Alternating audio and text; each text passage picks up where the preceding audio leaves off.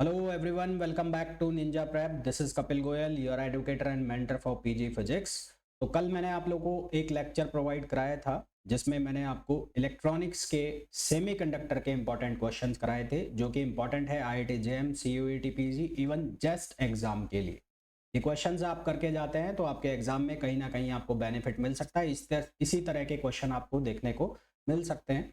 आज का जो लेक्चर है इसमें हम क्वेश्चन कवर करेंगे जीनर डायोड के। सबसे पहले हम ये देखेंगे कि जीनर डायोड के क्वेश्चन किस तरह से सॉल्व किए जाते हैं। उसके बाद कुछ इंपॉर्टेंट क्वेश्चंस लेंगे जो कि आपके एग्जाम में आपको देखने को भी मिल सकते हैं, या ऐसे ही क्वेश्चन जो जिनमें डेटा चेंज हो, इसी तरह के क्वेश्चन आपको एग्जाम में देखने को मिलेंगे। तो वीडियो को कंटिन्यू करूं उसके पहले प्लीज सबसे पहले अगर आपने अब तक चैनल को सब्सक्राइब नहीं किया है, चैनल को सब्सक्राइब कर दीजिए। वीडियो को लाइक नहीं किया है, लाइक कर दो और शेयर जरूर कर दो। आप लोग वीडियो देख लेते हैं, लाइक नहीं करते हैं, तो वीडियो को लाइक जरूर करना है। और किसी को अगर क्रैश कोर्स ज्वाइन करना है जो CUET PG फिजिक्स एग्जाम की प्रिपरेशन कर रहा है, तो वो गूगल प्ले स्टोर से ninja prep by Kapil sir app जो है उसे डाउनलोड कर सकता है, जिसका लिंक आपको डिस्क्रिप्शन में इवन कमेंट में भी आपको मिल जाएगा। तो वहां से वो ऐप डाउनलोड करके आप टेस्ट सीरीज या फिर जो क्रैश कोर्स है उसे आप ज्वाइन कर सकते हैं। क्रैश कोर्स में अभी दो सब्जेक्ट चल रहे हैं, एक चल रहा है मॉडर्न फिजिक्स और दूसरा जो सब्जेक्ट चल रहा है वो चल रहा है EMT। तो जो ऑलरेडी क्लास हो चुकी है वो आपको रिकॉर्डेड के फॉर्म में मिल जाएंगे। तो चलिए स्टार्ट करते हैं आज का लेक्चर। तो सबसे पहले तो मैं आपको ये बता दूं कि जीनर डायोड के क्वेश्चन आपको कैसे सॉल्व करना है। मैं बहुत बेसिक में नहीं जाऊंगा कि जीनर डायोड क्या होता है, इसके कनेक्शन कैसे होते हैं, और आई होप ये आप लोगों को पता होगा। जब आप प्रिपरेशन कर रहे हैं तो इतना आप पढ़ चुके हैं, और नहीं पढ़ा है इतना भी तो फिर हालात खराब हैं। To be very frank, to be very honest. तो जीनर डायोड के क्वेश्चन अगर आपको सॉल्व करना है तो सॉल्व करने के लिए सबसे पहले आपको जो सर्किट डायग्राम दिया जाएगा, उस सर्किट डायग्राम में ये जो दिख रहा है ना आपको सिंबल, ये वाला सिंबल, ये जीनर डायोड है। ये जीनर डायोड हमेशा रिवर्स बायसिंग में कनेक्ट किया जाएगा, है ना। ये हमेशा रिवर्स बायसिंग में कनेक्ट किया जाएगा। रिवर्स बायसिंग में कनेक्ट होगा तभी ये काम करेगा। फॉरवर्ड बायसिंग में ये एक नॉर्मल जो डायोड है उसकी तरह काम करेगा, यानी कि ओपन हो जाएगा। तो फॉरवर्ड बायसिंग में कभी भी काम नहीं करेगा, ये हमेशा काम करेगा रिवर्स बायसिंग के। तो जब भी जीनर डायोड के आपको क्वेश्चन मिलेंगे तो सबसे पहले आपको चेक करना है कि जीनर डायोड ऑन स्टेट में है या ऑफ स्टेट में। ऑन स्टेट का मतलब होता है ये जो वोल्टेज है जिसको हम अप्लाइड वोल्टेज कहते हैं, इसकी वैल्यू जो जीनर वोल्टेज की जो वैल्यू है, गिवन वैल्यू, उससे ज़्यादा है या उससे बराबर होगी तो जो जीनर है वो ऑन स्टेट में होगा। ये काम ही तभी करेगा जब ये अप्लाइड वोल्टेज ज़्यादा हो जाए, क्योंकि जीनर डायोड का जो काम है वो ब्रेक डाउन जो वोल्टेज है उससे सर्किट को जलने से बचाना है ना। तो अगर वोल्टेज इससे जीनर वोल्टेज से ज़्यादा जाएगी तो उस वोल्टेज से उसको ज़्यादा जाने ये नहीं देगा। मतलब ये कितनी भी ज़्यादा चली जाए सर्किट VZ के ऊपर ही काम करेगा। और अगर जो अप्लाइड वोल्टेज है वो जीनर वोल्टेज से कम है तो उस टाइम जीनर की ज़रूरत ही नहीं है। तो उस टाइम जो जीनर है वो ऑफ स्टेट में होगा, और जब ये जीनर ऑफ स्टेट में होगा तो सर्किट के कनेक्शन इस तरह से ओपन हो जाएंगे। मतलब जीनर ओपन हो जाएगा यहाँ से, और ओपन हो जाएगा इसका मतलब जो जीनर करंट है उसकी वैल्यू क्या हो जाएगी, 0। तो ये दो चीज़ें आपको ध्यान रखनी है जब भी आप जीनर के क्वेश्चन सॉल्व करेंगे। तो सबसे पहले ये चेक कर लेना अप्लाइड वोल्टेज ज़्यादा है या कम है। अप्लाइड वोल्टेज ज़्यादा होगी तो वो ऑन स्टेट में होगा, कम होगी तो वो ऑफ स्टेट में होगा। अब जीनर डायोड के तीन केस बनते हैं, तीन तरह के क्वेश्चन बनते हैं यहाँ पर। पहला बनता है जब EI यानी कि जो अप्लाइड वोल्टेज है और लोड रेजिस्टेंस दोनों फिक्स हो। ये यहाँ पर जो रेजिस्टेंस लगेगा इसको हम कहेंगे लोड रेजिस्टेंस, और ये होगा अप्लाइड रेजिस्टेंस, अप्लाइड वोल्टेज, ये दोनों फिक्स है ना। जीनर के अंदर जो करंट जाएगी उसको हम बोलेंगे जीनर करंट, और जो लोड रेजिस्टेंस के अंदर करंट जाएगी उसको हम बोलेंगे लोड करंट। कुल जो करंट है I वो इन दोनों का समेशन होगा, यानी कि IL प्लस वो क्या होगा IZ। सबसे पहले हमें क्या करना है, सबसे पहले हमें V की वैल्यू निकालनी। V की वैल्यू का मतलब हमें यहाँ पर E0 लोड रेजिस्टेंस के अक्रॉस वोल्टेज निकालना है। उसके लिए हम क्या करेंगे, सबसे पहले हम जीनर डायोड को रिमूव कर देंगे सर्किट से। ये आपको कुछ एक क्वेश्चन में करना है जिससे आपको प्रैक्टिस हो जाए, बाद में आपको ये याद हो जाएंगी ऑटोमेटिकली चीजें कि करना क्या है। तो आपने सबसे पहले क्या करना है, इस VZ को रिमूव कर दिया, VZ को रिमूव कर दिया तो IZ की वैल्यू हो गई 0। अब ये सर्किट के अंदर क्या क्या आ गया, एक आ गया अप्लाइड वोल्टेज, एक आ गया रेजिस्टेंस, और एक ये लोड रेजिस्टेंस, दोनों सीरीज में आ गए। अब क्योंकि जीनर करंट 0 हो गई तो जो टोटल करंट है वो लोड करंट के इक्वल हो गई।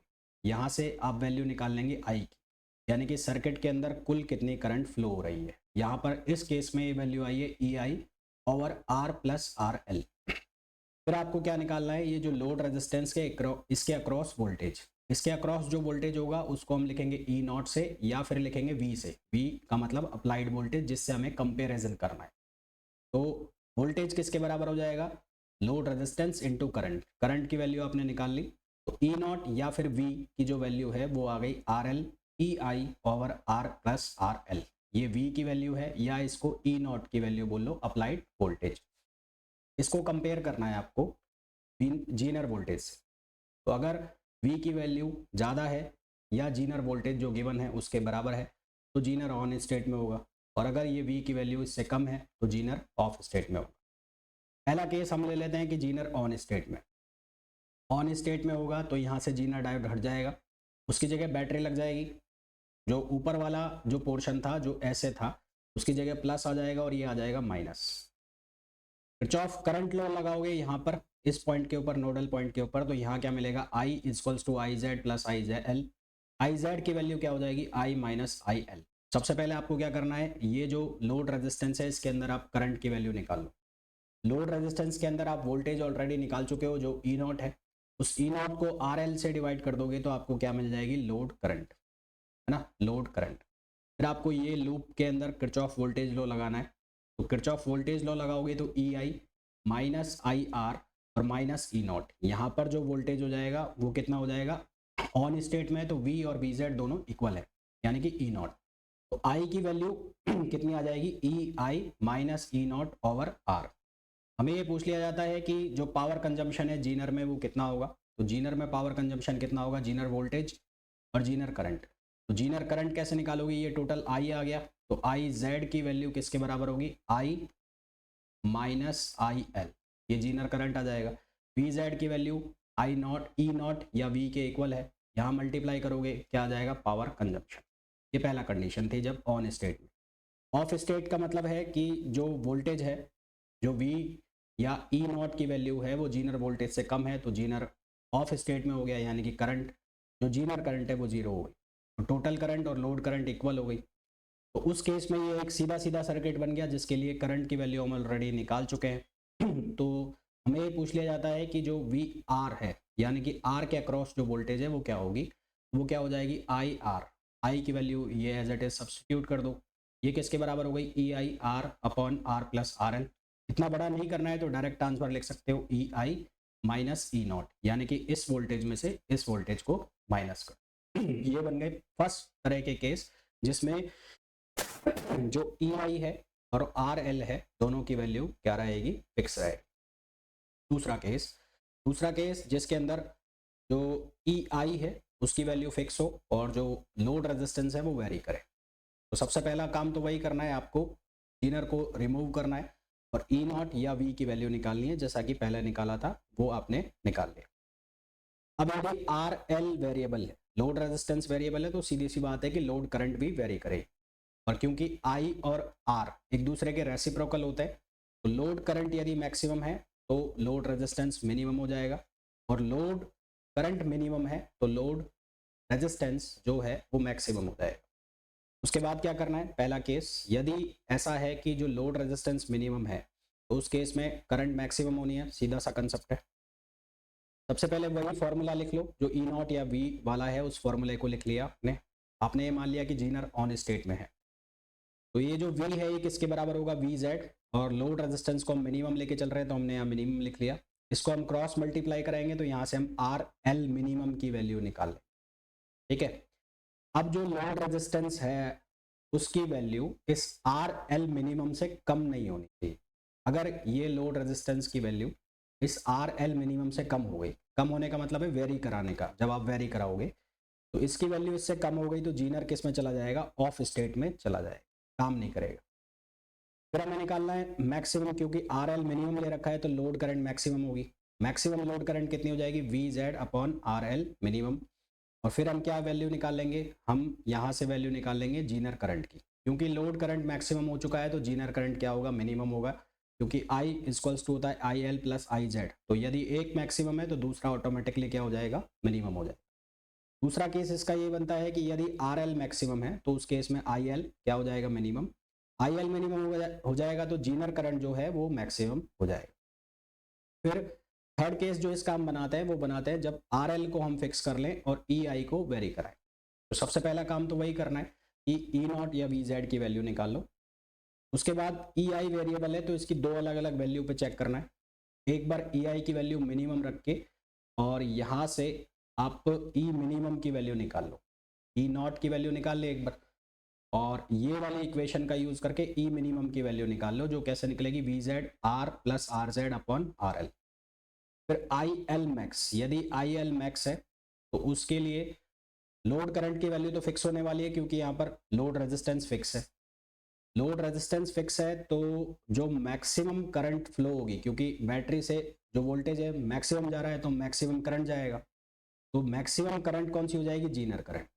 तो इसकी मैक्सिमम वैल्यू किसके बराबर होगी, I max R plus V Z. ठीक है, ये तीन केस होते हैं, इन तीन केस से आपको क्वेश्चन सॉल्व करने होते हैं।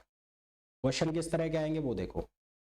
जैसा कि ये पहला क्वेश्चन दिया हुआ है, फर्स्ट क्वेश्चन में हमें दिया हुआ है the circuit shown below is working as 8 volt DC regulated voltage source.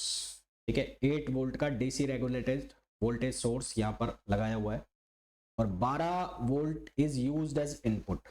12 volt जो है वो इनपुट के तौर पर यूज किया जा रहा है। तो हमें पूछा गया है the power dissipated in each diode considering both Zener diode are identical. दो जीनर डायोड यहाँ पर लगे हैं, हमें ये पूछा है कि पावर कितनी होगी। तो सबसे पहले हम क्या करेंगे, सबसे पहले हम निकालेंगे वैल्यू करंट की। तो करंट की वैल्यू कैसे निकाले, यहाँ पर इस सर्किट के अंदर जो टोटल वोल्टेज ड्रॉप है, ये दोनों रेजिस्टेंस सीरीज में हो गए, सीरीज में हो गए तो टोटल रेजिस्टेंस कितना हो गया 400। वोल्टेज ड्रॉप कितना हो जाएगा 12 volt minus 8 volt. Voltage drop और उसमें हम रेजिस्टेंस से डिवाइड कर दें तो हमें क्या मिल जाएगी, यहाँ पर करंट की वैल्यू मिल जाएगी। और वो जो करंट है वो करंट कितना आ जाएगा, वो करंट आ जाएगा 12 वोल्ट माइनस 8 वोल्ट अपॉन 400। तो ये कितना आंसर आ जाएगा, ये आ जाएगा 4 अपॉन 400, ये आ जाएगा 10 पावर माइनस 2 एम्पियर। ये हमारे पास करंट की वैल्यू आ गई। ठीक, अब करंट कितनी सप्लाई होगी, हमें जीनर की वैल्यू निकालनी है, जीनर डायोड, दो डायोड है तो जो पावर कंजप्शन है वो किसके बराबर होता है, V इंटू आई, V इंटू आई। तो दोनों जो जीनर डायोड है उनके अक्रॉस वोल्टेज है 8, दोनों आइडेंटिकल है तो एक के अक्रॉस जो वोल्टेज हो जाएगा वो हो जाएगा 4 वोल्ट, 4 वोल्ट इसके अक्रॉस और 4 वोल्ट इसके अक्रॉस। तो ये किसके बराबर होगा, V Z into I Z, क्योंकि यहाँ पर कोई और रेजिस्टेंस है नहीं तो जो करंट ये है वही करंट यहाँ पर सीधा सीधा सप्लाई होने वाला है। तो वी जेड की जो वैल्यू है एक डायोड के लिए कितनी हो गई 4, और करंट की वैल्यू कितनी हो गई 10 पावर माइनस 2 एम्पियर। तो यहाँ से हमारे पास पी जेड की जो वैल्यू आ जाएगी वो आ जाएगी 40 मिली वॉट। ठीक है, क्या आंसर आ जाएगा 40 मिली वॉट। तो ये नेट टाइप का क्वेश्चन था। इस तरह के क्वेश्चन ध्यान रखना, हो सकता है यहाँ पर तीन होते और यहाँ पर फिर उसी राउंड फिगर में दे दिया जाता 9, तो फिर एक के अंदर वोल्टेज कितना हो जाता, 3 वोल्ट हो जाता। ठीक है, नेक्स्ट क्वेश्चन पे आओ। इस क्वेश्चन में बोला है figure shows a DC voltage regulator circuit with a Zener diode off breakdown 6 volt. यहाँ पर जो ब्रेकडाउन वोल्टेज है इसकी 6 वोल्ट दी हुई है। If the unregulated input voltage varies from 10 volt to 16 volt, voltage जो है उसको वेरी कराया जा रहा है 10 वोल्ट से 16 वोल्ट, यानी कि वेरिएबल वोल्टेज है, 10 वोल्ट से 16 वोल्ट तक ये वेरी हो रही है। Then what is the maximum Zener current, Zener current maximum निकालना है। मैक्सिमम जीनर करंट निकालने के लिए सबसे पहले तो आप क्या करो, ये जो लोड रेजिस्टेंस है इसकी वैल्यू निकालो, लोड रेजिस्टेंस के अक्रॉस करंट यहाँ पर। तो यहाँ पर करंट कैसे निकालोगे, आई एल, आई एल किसके बराबर होगा, वी जेड अपॉन आर। तो वी जेड की वैल्यू कितनी है 6 और आर की वैल्यू कितनी है 4 किलो ओम, तो 4 इंटू 10 पावर 3। तो इसको आप सॉल्व करोगे तो आंसर आएगा 1.5 मिली एम्पियर। ये वैल्यू आ गई इसकी लोड करंट की। फिर आपको निकालना है आई की वैल्यू, इसके अक्रॉस करंट, इसके अक्रॉस करंट कैसे निकालोगे, वोल्टेज का डिफरेंस, वोल्टेज का डिफरेंस आपको मैक्सिमम जीनर करंट चाहिए तो उसके लिए आपको मैक्सिमम वोल्टेज लेना पड़ेगा। तो ये कितना हो जाएगा 16 माइनस 6 अपॉन रेजिस्टेंस, रेजिस्टेंस कितना है 2 2 इंटू 10⁻³ हो जाएगा। इसको सॉल्व करोगे तो यहाँ से आंसर आ जाएगा 5 मिली एम्पियर। हमें पूछा है जीनर करंट, तो जीनर करंट क्या हो जाएगा, आई जेड इक्वल्स टू आई, ये मैक्सिमम ही होगा, लोड करंट ऑलरेडी फिक्स हो चुका है, तो आई मैक्स की वैल्यू 5 है और ये कितना है 1.5 मिली एम्पियर। इसको सॉल्व करेंगे तो हमारे पास आंसर आएगा 3.5 मिली एम्पियर, जो कि ऑप्शन हो जाएगा डी। तो हमारे पास इसका करेक्ट आंसर आ जाएगा डी। नेक्स्ट क्वेश्चन पे आइए। This question says that the figure represent a voltage regulator circuit using a Zener diode. The breakdown voltage of Zener diode is 6 volt. यहाँ इसका ब्रेकडाउन वोल्टेज 6 वोल्ट दिया हुआ है। इसका load resistance जो है 4 किलो ओम है। सीरीज रेजिस्टेंस ये इसकी वैल्यू 1 किलो ओम दी हुई है। बैटरी जो वेरी कर रही है 8 वोल्ट से 16 वोल्ट। हूबहू सेम क्वेश्चन है जो इसके पहले किया था। मैक्सिमम और मिनिमम वैल्यू पूछिए, तो पहले मैक्सिमम वैल्यू निकाल लो। तो सबसे पहले क्या करना पड़ेगा, लोड रेजिस्टेंस की वैल्यू निकाल लो। तो लोड रेजिस्टेंस की करंट कितनी आ जाएगी 6/4, ये वही वैल्यू आएगी जो इसके पिछले वाले केस में आई थी, 4 किलो ओम है ना, तो ये 4 किलो ओम है, तो ये वैल्यू आ जाएगी 1.5 मिली एम्पियर, ये वैल्यू आ गई। अब उसके बाद हमें आई की वैल्यू निकालनी है, आई मैक्सिमम। तो आई मैक्सिमम जो निकालोगे वो उसके लिए आपको वोल्टेज को मैक्सिमम करना पड़ेगा, तो 16 माइनस 6, और ये जो वोल्टेज है कितना है 1 ना, 1 ही है, हाँ 1 किलो ओम है। तो यहाँ क्या आंसर आ जाएगा, ये आ जाएगा 6 मिली एम्पियर। ये वोल्टेज आ गई आई मैक्स। आपको निकालना है आई जेड। आई जेड जो है वो किसके बराबर होगा, वो बराबर होगा आई मैक्स और minus I minimum. I minimum नहीं, I load current, load current. I Z की जो वैल्यू है वो आई 6 और लोड करंट की वैल्यू आई है 1.5 मिली एम्पियर। इसको जब सॉल्व करोगे तो यहाँ तो आंसर मैच नहीं कर रहे, 8 माइनस 6, मैंने कुछ गड़बड़ किया गया, 16 माइनस, अच्छा ये 10 आएगा ना, मैंने यहाँ गलत लिखा, ये 10 आएगा 10, तो 10 माइनस 8 1.5, ये आ जाएगा 8.5 मिली एम्पियर, ये आ गया मैक्सिमम।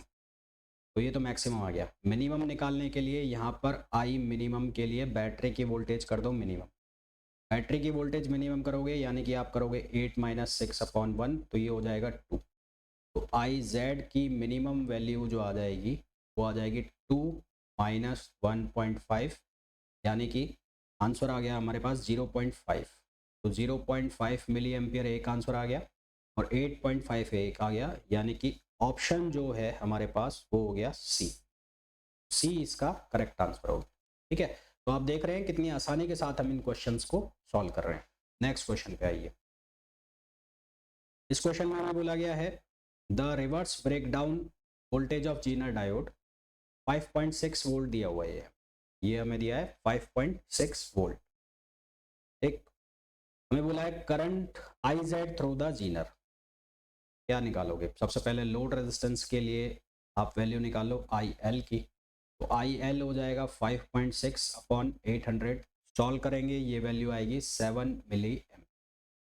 उसके बाद निकाल लो आई, तो आई की वैल्यू होगी 9 माइनस 5.6 और रेजिस्टेंस ये वाला 200, तो इसको सॉल्व किया तो हमारे पास वैल्यू आ जाएगी कितनी, ये आ जाएगी 17 मिली एम्पियर।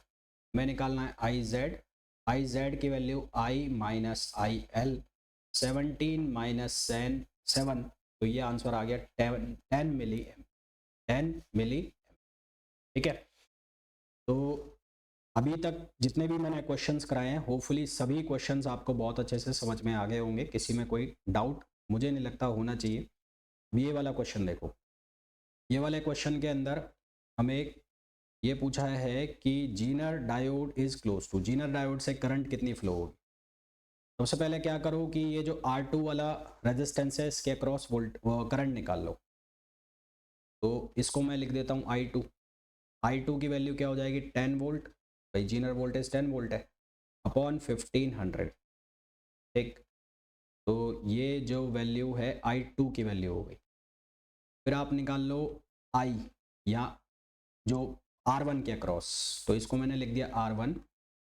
तो जो वोल्टेज है वो कितना हो जाएगा, वो हो जाएगा 12 माइनस 10 और अपॉन रेजिस्टेंस कितना हो गया 500। तो ये वैल्यू कितनी हो गई 2/500 ना, 2/500। इन दोनों को कंपेयर करो, तो इन दोनों को अगर आप कंपेयर करोगे तो आप देखोगे कि I1 की जो वैल्यू है जो I2 से कम है, I1 की वैल्यू I2 से कम है, जो कि not possible case. Not possible case, not possible case का मतलब, इसका मतलब ये है कि जीनर कभी भी ब्रेकडाउन की कंडीशन में नहीं पहुंचेगा। ब्रेकडाउन की कंडीशन में नहीं पहुंचेगा तो उसके अक्रॉस हमेशा जो जीनर करंट है वो क्या रहेगा, जीरो। तो यहाँ पर आंसर क्या आ जाएगा, जीरो। थोड़ा सा ट्रिकी क्वेश्चन था, यहाँ पर आपको करंट वगैरह चेक करनी पड़ेगी। नेक्स्ट क्वेश्चन पे आ जाओ। नेक्स्ट क्वेश्चन में बोला for the circuit shown below the current through the Zener diode. Same question है, अभी तक जैसे मैंने आपको क्वेश्चन कराए हैं वापस से वैसा क्वेश्चन है, ये आपको खुद करना है, आंसर मेरे को बताना है सॉल्व करके, ठीक है। ये होमवर्क है आप लोगों के लिए। हालांकि मैंने लास्ट लेक्चर जो है उसमें भी आपको एक होमवर्क दिया था, अभी तक उसके कोई आंसर नहीं आए, तो इसका सीधा सा मतलब है कि देख नहीं रहे हो, या देखते हो तो दिमाग पे जोर नहीं डालते। दिमाग पे जोर डालोगे तभी चीज़ें समझ में आने लगेगी, और तभी मेरे को भी लगेगा कि ये लेक्चर जो मैं बना रहा हूँ या जो मैं तुम्हारे लिए काम कर रहा हूँ इसका कोई मतलब है, अगर आंसर वगैरह करते हो। तो ये जितने भी क्वेश्चन मैंने कराए हैं उसी के ऊपर बेस्ड है, आंसर आराम से निकल जाना चाहिए। This question says that in the given circuit the current through the Zener diode. Zener diode से करंट निकालनी है, कैसे करोगे। जीनर वोल्टेज दे रखा है 10, ये लोड रेजिस्टेंस हो गया है ना, तो आई एल है, तो क्वेश्चन वैसा ही जैसा अभी तक जितने भी किए हैं। तो ये हो गया 10/1500। 10/1500 करोगे तो यहाँ से आपके पास करंट की जो वैल्यू आ गई है वो आएगी 6.67 मिली एम्पियर। फिर आप करंट की वैल्यू निकाल लोगे इस R1 के अक्रॉस, तो I की जो वैल्यू 15 माइनस 10/500, तो 15 माइनस 10/500 ये 5/500 हो गया, और ये जो वैल्यू है 1/100, और मिली एम्पियर में करोगे तो ऊपर नीचे इसको मिली एम्पियर में कन्वर्ट करना है, तो ये हो जाएगा 10 मिली एम्पियर, ठीक है। ये क्या बन जाएगा 10 मिली एम्पियर। तो यहाँ से हमारे पास I और IL की वैल्यू आ गई। हमें किसकी वैल्यू निकालनी है, हमें वैल्यू निकालनी है ये जीनर करंट की। तो जीनर करंट की वैल्यू IZ किसके इक्वल हो जाएगी, I माइनस IL। तो 10 में से हम माइनस कर देंगे 6.67, तो आंसर आ जाएगा 3.3 मिली एम्पियर, जो कि ऑप्शन है बी। तो ये कुछ क्वेश्चंस थे जो जीनर डायोड के ऊपर बेस्ड थे। आपने देखा कितनी आसानी के साथ हम इन्हें सॉल्व कर सकते हैं, एंड आई होप ये लेक्चर देखने के बाद आपके जो जीनर डायोड के क्वेश्चंस हैं, जीनर डायोड के कॉन्सेप्ट्स हैं, वो बहुत अच्छे से क्लियर हो गए होंगे। एक क्वेश्चन दिया है होमवर्क के लिए, अगर इसको देखो, जब भी देखो तो प्लीज़ इसका आंसर जरूर करना है। जिन्होंने भी चैनल को सब्सक्राइब नहीं किया है प्लीज़ चैनल को सब्सक्राइब जरूर कर दें, वीडियो को लाइक कर दें और शेयर कर दें। और जिन भी लोगों को CUET PG फिजिक्स की प्रिपरेशन करनी है, अगर प्रिपरेशन कर रहे हैं, ऐसा लग रहा है कि अच्छी प्रिपरेशन नहीं चल रही है, तो वो क्रैश कोर्स ज्वाइन कर सकते हैं, जो कि आपको अवेलेबल होगा ninja prep by Kapil sir, जिसे आप गूगल से डाउनलोड कर सकते हैं। और अगर आपकी प्रिपरेशन ठीक ठाक चल रही है, टेस्ट सीरीज ज्वाइन करना चाहते हैं, तो टेस्ट सीरीज आप ज्वाइन कर सकते हैं। मिलते हैं इलेक्ट्रॉनिक्स के एक और इम्पोर्टेंट सेशन के साथ। Till then, thank you, bye bye.